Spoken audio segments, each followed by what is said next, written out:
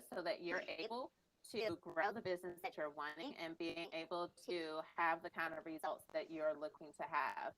Today, I'm super excited to have my friend Raylan to talk about sales. And I love this because me and Raylan, it's a year now since we've known each other. Yeah, it's pretty crazy. Crazy. All this fun times in the pandemic. So we met on Clubhouse, just so that you know, if you're not on Clubhouse, a little plug. I actually have started a Clubhouse club, and it's called the Hospitality Success Club. I am sure that you'll probably see Raylan in there once or twice more because I think that this topic is so important for us to actually address in but specifically in the food and event space because sales plays a major part in our actual business. So, Raylan, if you can share a little bit about yourself, and then we'll dig right into the interview. Yeah, let's do it. So as you said, my name is Raylan. I'm a sales and mindset coach. Pretty much what that means is I help people get out of their own way and start actually making money doing what they love doing. It's really that simple. And I started out in the usual track, right? I was a sales rep at a corporation, climbed the ranks, did well, but while I was there, I was missing something. I was doing the strategies and the tactics and the tricks to land more sales, but there was something that was missing. And I think part of it was me. Like I didn't find my style, my voice yet, until I found people kept calling me coach. And so everyone that I sold, those people would call me coach. We were doing educational programs. They kept calling me coach. And I said, there's something here. Like, why is it that other people that are the sellers, they're salespeople, but when they refer to me, I'm coach. And so that's how I kind of stumble upon the idea of inspirational selling. And that's what I teach now. So in my company, Elevated Sales Academy, that's what we focus on. It's a mastermind group for service-based entrepreneurs that focuses on elevating our mindset and as well as our sales. So super excited for this topic. And you're one of my favorite people to talk about mindset and sales about. So let's dive into it. Yeah, and I made sure that for anyone that's watching this as a recording, if you look in the description of this actual video, you will see the link to his website so that you'll be able to see more about his coaching program and be able to connect with him as well. So the reason why this is titled Painless Ways to Increase Your Sales is because there can be this idea that selling is painful. So I would like to hear from you, like when someone is having a negative thought or comment to sales, how is this actually impacting their success within doing that? Yeah, it's kind of like it's funny. I was talking to someone not too long ago about manifestation, right? And I don't care if you believe in manifestation or not. The point is, we manifest things knowingly or unknowingly. So if you go into it saying, I don't like sales, sales is sleazy, sales is this. And then what's funny is as you go into the sales interaction, because you don't want to be sleazy, salesy, whatever connotation you want to bring to it, that's what you end up being, which is hilarious to me, right? We want to avoid, we either do one of two things, right? When we're trying to not be sleazy and salesy, we come off that way, or we don't go into it at all, which we don't make the sale anyway. So how do we fix this? It's all about knowing what the context is, what your mindset is going into the sales. So for me, I call it a totem. Like, remember the movie Inception? When they would come out of the dream, they all had their totems, like an object that they knew they weren't dreaming anymore. For those that haven't seen the movie, do yourself a favor and watch it. But so my totem, right, gets me in the right mindset. So my totem is actually enrolling. So I usually, internally anyway, I don't reference selling. I reference enrolling. Because for me, I'm not just selling you one transactional thing that you go away and I never see you again. My programs, my mastermind groups, it's an enrolling thing because I'm trying to enroll your mindset. I'm trying to enroll a new way state of being, right? I'm trying to get you to enroll in being my friend. Like, it's a long-term relationship. So to me, it's an enrolling people into a way of being, right? But anyway, because I have that certain context, because I have that way of thinking about the relationship, I don't come off salesy. I come off like a coach. I come off like somebody that cares. Versus, again, somebody that says, I don't like selling, I just have to do it. Well, you're not going to have the right energy for it, right? So I think for me, the first advice around not making it painful is have the right context going into the interaction. Is it maybe enrolling? Do you not like the word sales? I don't care. Don't use the word sales. Use something else, right? Something that allows you to get in the right mindset to go, I'm trying to help this person. It could be that you want to serve them, coach them up, whatever that is. You just got to figure that piece out first. And I love the fact that you said that it all comes down to our own relationship with that word. Mm-hmm. Because if you are thinking that salespeople are grimy, sleazy, this, that, and other, of course, then you won't allow yourself to actually sell your business and then sit back and feel as if no one wants to buy it. In reality, what stops getting people to purchase thought process about talking Mm-hmm. about what you have. And what's funny is the thing that's making it sleazy once again or salesy is a lack of talent. It's kind of like if you ever played basketball or any other sport, when you first did it, you sucked, like you weren't good at it, and you looked clumsy. And that's what salesy is, right? It's when you don't have the right strategy, you don't have the right voice. Now, when everyone hears the word salesy, they usually picture like the fast talking, a certain. But the reason why I say that is salesy, I'm willing to bet, I'm willing to agree that's salesy. It's because it's so rehearsed and they don't have any personality with it. That's when that's salesy. But again, that's a lack of practice. They just haven't practiced injecting their own sales voice to it, right? Or if it's clumsy, that is salesy to me. Why? Because you're just going over technique. There's no personality to it.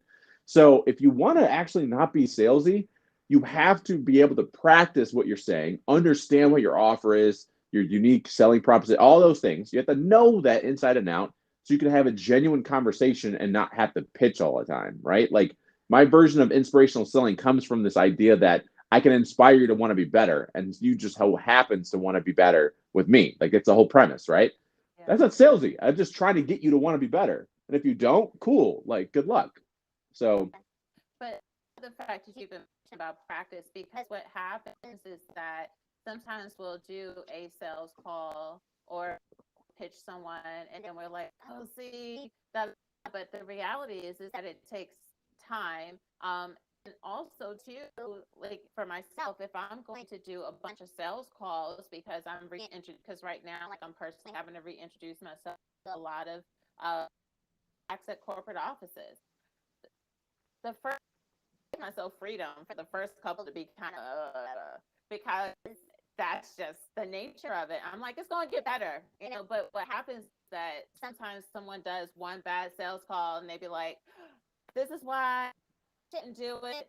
Maybe I need to add more forms onto my website," and then that's going.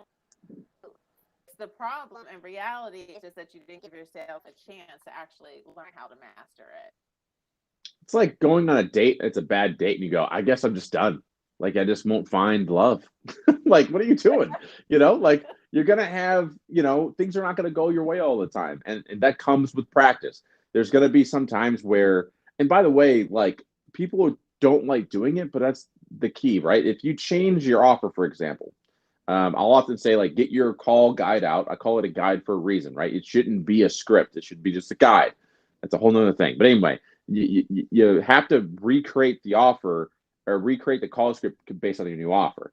But now you have to role play that sucker again and again and again until you actually know it inside and out. So that way you can actually be present. Like I think what people get wrong about practicing and role playing, they think it's just for the skill, which it is, but it's so that way you have more brain power to inject more of you into the conversation. Because if I'm worried about what to ask next, or if I'm concerned, or if my brain has to think about how to message my offer, I'm not where I need to be, which is present with you in the moment right now. And that moment adds to the connectivity of the relationship, which is going to add to this trust building, all the above, right? That leads to the sale. But again, we're too worried about little small things that we don't actually execute, right? The sales call. And it's so key that you mentioned that because so in my world with event planning and things, what I even recommend to them is not just doing calls on the fly, because what's tempting call now trying to do a sales thing, but in reality driving. So they're not thinking about upsells. They're not thinking about all the things that add value. They're just trying to get the person on the phone and then probably having them repeat things multiple times to really thinking to themselves like, how do I, one, ensure that I know what I need to do? No, like I know what I need to know to give them an adequate quote. So I am helping them to fulfill why they reached out to me.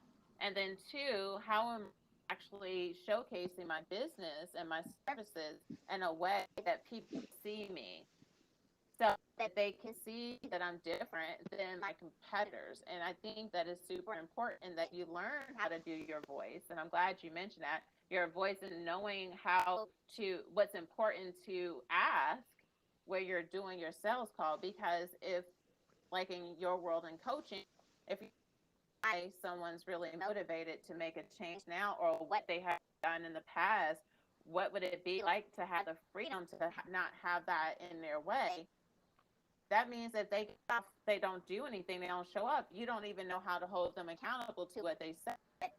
Just as if a event planner, you don't know if this is for a personal event, is it for a corporate event, is like something they me about for all, asking the right questions. What happens is that you show up to the event underinformed.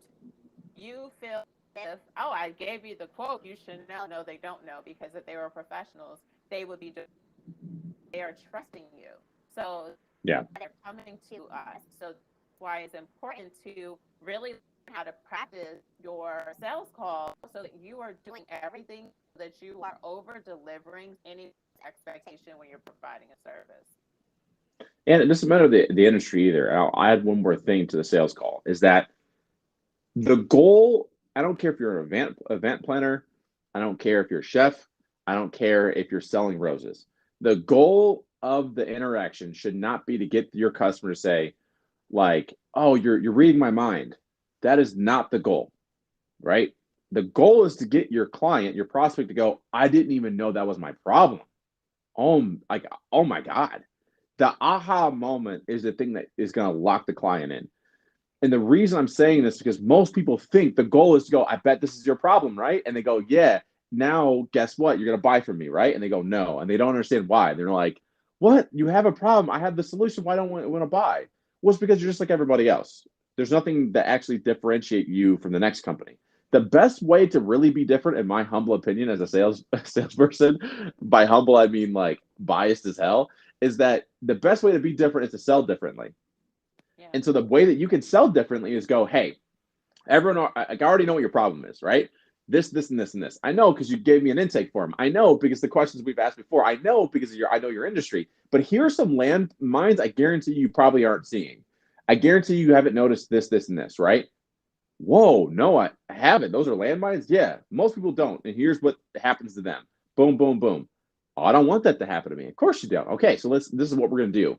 The reason why you do that is because if I share new insights, if I show you problems that you didn't know you had, I'm uniquely now positioned to be able to solve those problems, because I'm the only one that solved those problems. So like in my coaching space, for example, very few people that are in the service-based like entrepreneurs don't take the time to truly understand what's going on underneath the surface level, right? It's just, hey, you want to make more money? Cool. I'm a sales coach. I'll teach you how to make more money. But what I'm asking is not just that. I'm going further and go, I know you want to make money in your business. I know that already. But I guarantee you one of the things you're missing is that sometimes it's not as hard as just X, Y, and Z. It's actually, this is your problem. This is the real problem, is because it's not your technique, it's your mindset. That's your problem, right? And then they're going to go, yeah, I guess it is. I never really thought of it that way, right? Yeah. Now, because I saw through all the BS, I'm uniquely positioned to actually help them solve the problem. So anyway, that's to me my biggest, if you could tell, my voice got way more stricter as I started talking about this, because my biggest pain point right now in teaching people is that we've been taught our whole lives. It's all about find the problem, find the pain point, rub on the raw spot, and then give them a solution, when there's something better than that. Like it's just, yes, you find the pain point, but also there's something going on that's causing that pain point. Give them the underlying problem and they'll be forever grateful. I don't want just one client to buy one product from me. I want a lifelong client. And if I want that, I have to make sure that they know that I'm looking out for them. Hey, watch out for that mine, right? Not just waiting for them to hit it and go, hey, do you want a Band-Aid? Like, no. Anyway. But that comes down to mastering what you do. Like that comes down to mastering your industry and how you can service your client. If we're not learning that, then it becomes that you're not able to know those landmines. Like in our world, it can be knowing that someone's really adamant about having an outdoor bar and they're in Phoenix and it's the summer. Yeah. Everything's going to be hot. You know, they're like, if they're like, like this is what I'm trying to do. I'll have a frozen daiquiri machine outside, and it's like 190 degrees out there, and Yeah. it is in July. If you're not thinking like, oh, you had this really great idea, I think it's awesome, but here's things that can potentially be problems. To let you know, it's really hard in this kind of heat and humidity to possibly keep a daiquiri machine. And this is just because I've had this happen. Someone wanted to have a daiquiri machine outside in the middle of summer. I'm like, these plastic things are not insulated, and if it's 100 degrees on the outside of that, and you have this motor trying to keep it chill, it doesn't. Yeah. Middle of a open area, maybe in a cabana where it's, but not out in the open. But if we're not thinking about these things, then like again, at least in the events world, if we're not thinking about possible solutions and think about ways that there can be possible errors that occur, what happens is and then the customer is like, well, I didn't know that. Or yeah, I think the key is this, and this is other part of the mindset part, right? Is that your client, your prospect, is not an industry expert, and they only know one business, and it's theirs. Mm-hmm. And if they maybe work somewhere else, 2 or 3 other businesses. Now, depending on who you are, like just this year alone, I have probably worked with close to like 100 different entrepreneurs in various different businesses, social media marketers, mindset coaches. I worked with a spiritual, like all over. Okay. And so I've been in the back seat or the behind the curtains of over 100 companies. So when somebody says, this is my problem, I have the mindset and the confidence to go, no, it's not your problem. Here's how I know. You literally have no idea because you've only seen behind the scenes of one company. This is my experience. This is what I've seen in this X amount of companies. Do you feel like maybe this is your real problem? And they'll go, actually, yeah, probably. So where your confidence should come from in a sales call is that you are the industry expert. Like as a salesperson, and there's been some great, I know there's there's some great companies that they call their salespeople business consultants. And the reason they do that is because, like, for example, in the med spa world, who makes Botox now? I can't remember. No, Botox was bought by another huge company. Doesn't matter. So let's just say it's Botox. It's not Botox. So anyone that's like listening right now and knows the answer, don't be mad. But the point is that company, they have their salespeople or business consultants who go into the med spa and go, hey, I think this product would be good for you. Here's why. And look how much money you could make from it. And then they work hand in hand with the owner to try to sell it. So whether that business consultant now, the salesperson will give them, for example, like graphic design things that they could put onto their website, or they'll help them with the copy. They'll like work with them to sell the units. So they are a salesperson. But again, the key to this is they're a business consultant because they've worked with a bunch of other med spas, right? Like they worked with 10 this month, right? And so this one person, if they bounce back and go, I don't need that, they can go, well, you're going to be, crap out of luck here soon because I know. So anyway, whenever someone doesn't feel confident, you have to remember in terms of the numbers play out, like you're the expert, not they're not the expert. They've only worked with one company, which is their own. Exactly. And that's where we get to show up. And so one of the things that I wanted to bring, and we had a little bit of this conversation before, is that because there can be this fear around doing sales, is what we do is avoid on the phone. Like I legit have conversations with people all the time, and that's something that they just don't like to do. And like I just rather people fill out forms. Okay, yeah, contact form because you want to have their information. more about what the service is, but you need to get on the phone with people to connect, because I often say, if you treat yourself like the help, they will treat you like the help. So if you aren't showing yourself as this expert, as this person that is able to actually help somebody, because here's the thing: if you shoot somebody a $5,000 invoice, might be detailed, but you never talk to them on the phone, they actually, unless someone else is vouch for you and your social media is legit, your website is legit, you're shooting a crapshoot if they're going to click pay or they're not going to click pay. Because if you're not getting on the phone with them, then they aren't always going to be inclined to just pay you big dollar. The smaller dollar stuff, yes, but not the big dollar stuff. Yeah. I see that all the time as well. Like, it is anything high ticket does require personal touch. It does require, I think the one thing you have to ask yourself is this: would you spend upwards of $2,000, $3,000, and $4,000 without talking to someone? And if the answer is yes, it may be because, like, you're loaded and you got millions and millions and millions of dollars in the bank, so you don't care.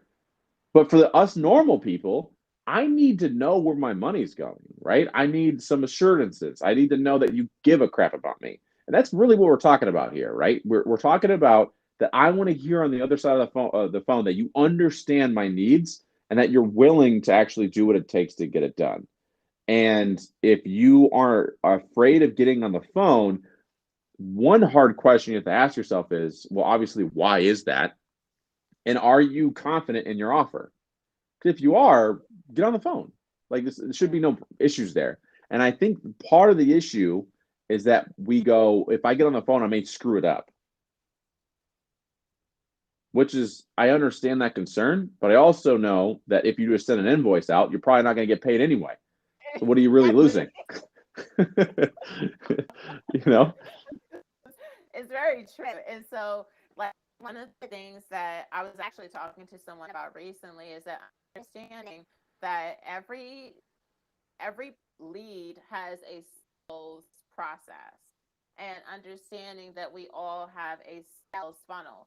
So even if someone comes across your Instagram page, if you're not ever talking to people and connecting with people, one, you're relying on always the algorithm's ever going to show your stuff again, which to me is too much of a gamble in general.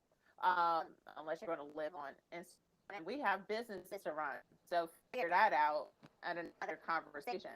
But you want to make sure that you're understanding that if people that are on my page, are they actually really my customers? Am I attracting people that I can really serve, or am I just attracting a whole bunch of things? Yeah, it's really interesting to me how much time is spent on the lead gen part and not closing, which is super fascinating to me, right? Like, we love, because marketing is fun, right? Like, we get to hide behind cool Canva stuff, and you know what I mean? Like, it's so exciting. And what if okay, so that's great, but what do you do when you have these individuals actually on your page? And then when they're on your page, like, can you DM them? How do you feel about that? Like, and then once you DM them, can you get them on the phone call? Like, there's so many other steps to this process that we're afraid of doing, but that's what really matters. Like, for example, I had my first 5-figure client that paid me $25,000, and I think I maybe had like 100 followers at the time. Like, you don't need that much. Like, I just to prove a point, my funnels are always really basic. It's always, my funnel is Clubhouse, Instagram, DM, phone call. Like, that's my whole funnel. That's it. Now, that I work with corporate, and that's a little bit more, corporate's a little bit more steps, but that's kind of it too. With corporate, it's LinkedIn, phone call, close. Like, that's usually, and then like 15 calls, because you know how that works. But yeah, depending on the company. But anyway, regardless though, that's how simple it is. Now, the thing is, our energy has to balance out what we're getting the output. So if you're spending hours and hours on the lead gen part, but you're not getting the sales you want, why is your focus on lead gen still? It needs to go to closing the sale. Now there's a situation where like you get to the point where you're at 70 to 80% close rate. Like my clients, like that's our goal. Like let's get to 70 to 80. We get there and you still aren't hitting your revenue goals. Now we go back to lead gen. It should be this pendulum swing, right? Like I always focus on let's get as many leads as possible. Then we increase our conversion on the close rate to 70 to 80%. Now we go back to lead gen. When we go back to lead gen, your close rate should go down. So it should be at like 40% because we're bringing in as many leads as we possibly can. We correct the lead, we get the conversion back up. Because what's also is super interesting is that as you bring in leads, your closing tactics, your sales call should be different. And it's always by the season. Have you ever noticed this where like one season you'll get one kind of person and they're all kind of the same issues, but then all of a sudden it'll switch and then you have like a bunch of another kind of person. Have you ever noticed this before? Like it's like, anyway, it's a whole nother thing. But anyway. No, it's important though to understand like those cycles and understanding how your funnel goes. Because like I often have told some caterers and chefs that I've talked to, I'm like, people, so like, especially when we were in the clubhouse rooms and talking about social media, people like, how do I get more followers? Crapping on the 1,500 you have now. Like, do you even know anybody that's following you? Have you ever connected with them? And they're like, oh, they wanted to work with you. I'm like, no, they probably haven't seen your stuff before. And let's ignore the fact that the bios don't make sense. Website don't make sense. The page is saying one thing, but they're saying another thing.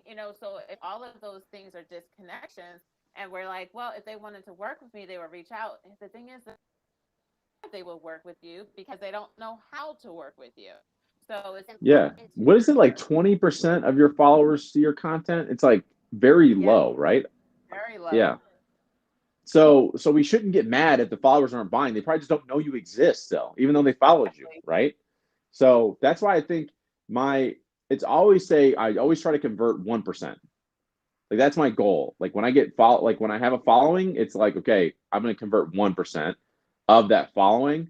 And also part of that journey is going to be losing followers. And if I lose followers because I pitched them or I said, hey, I want to see if I can help you. And they said like, ew, that's gross. And they unfollowed me. Cool. That's less time that I have to commit to that one person. That's a great thing. I think we get too tied up in what does that mean about me? That's what it is. All this conversation, the whole thing's about this. When it comes to sales, we don't like it because if somebody rejects us, we turn that into what does that say about me as a human being? And we don't like that feeling. Yeah. It all comes to identity. But if you can separate your identity from the results and look at it for what it is, it happened or it didn't happen. I was able to talk that person into letting me help them, or I wasn't. And if I wasn't, I had to tweak my output. I had to tweak what I'd said, how I said it, my offer. Yeah. Down to tweak me as an individual. I'm still a great person. It just means that I didn't have the right combination of the lock. Yeah. Doesn't mean that the door sucks. It just means the lock. I just didn't get it right.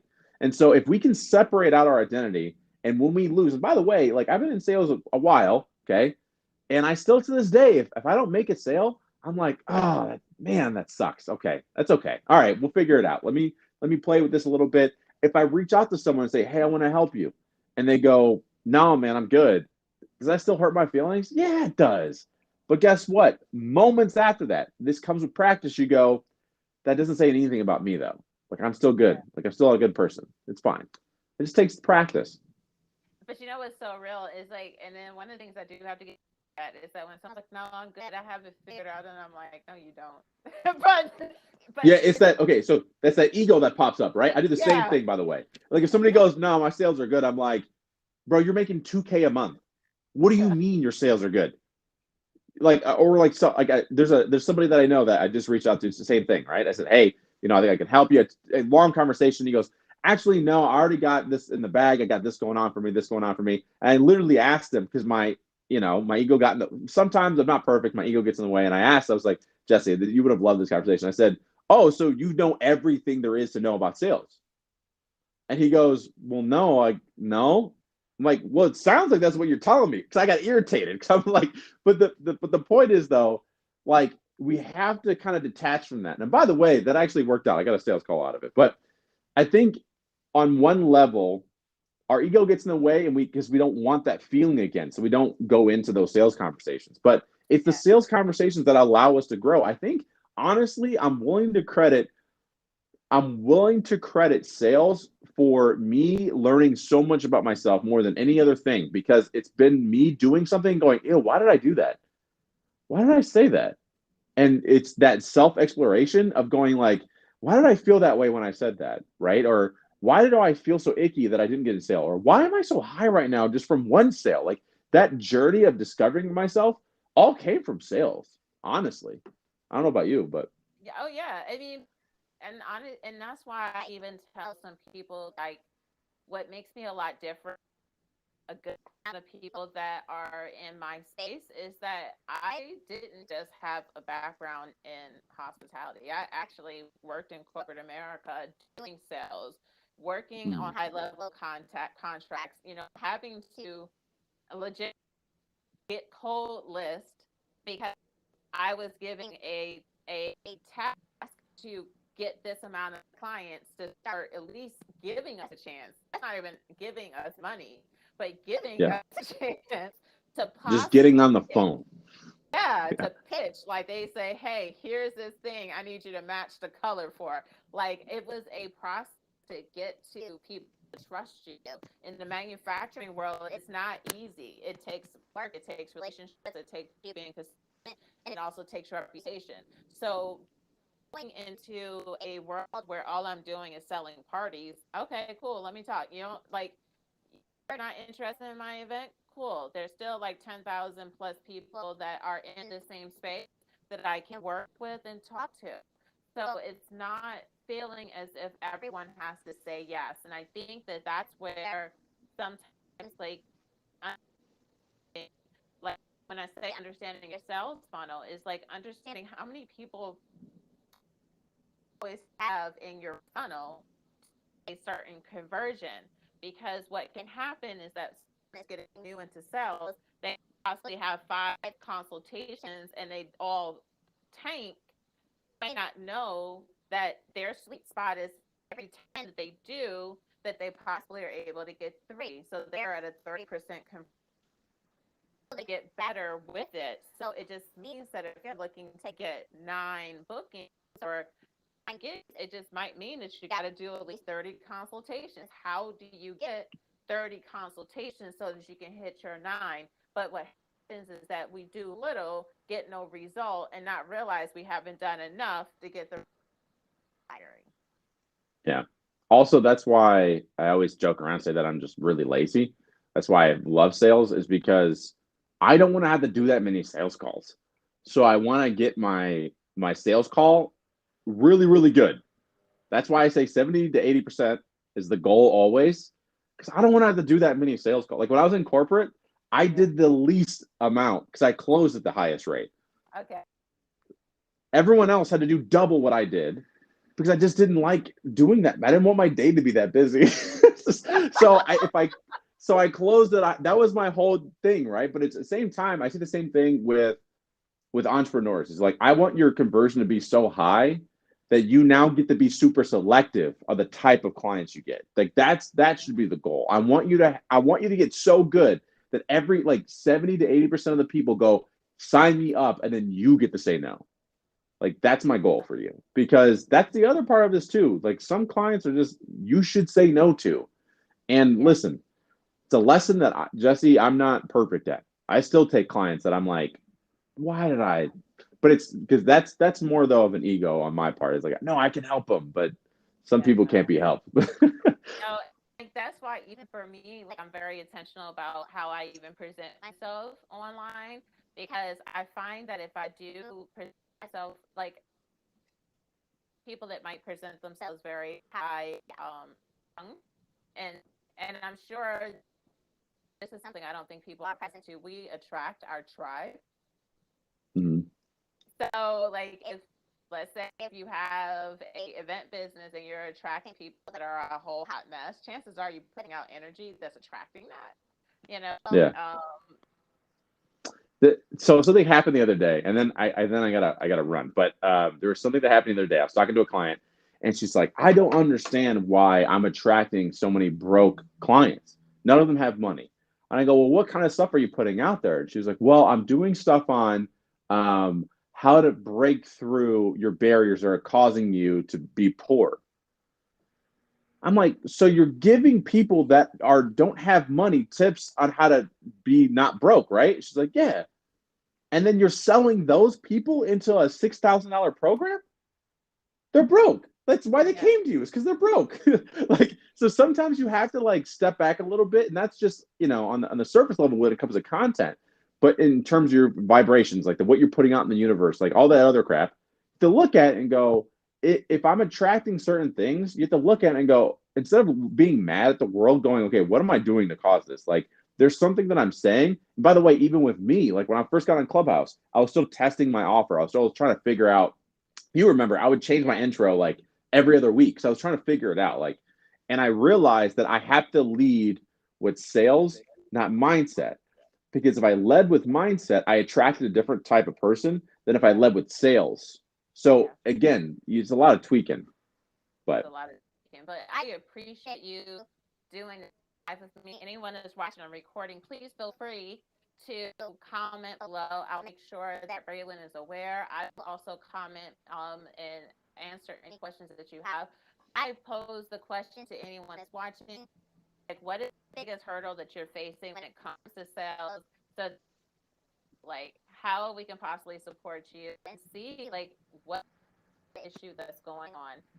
Those are not scary. It just comes down to you, like, practicing, working on your mindset, and really getting on the field and making these calls and getting them done. So I thank you, Raylan. Is there anything that you'd like to share before we close up the call today?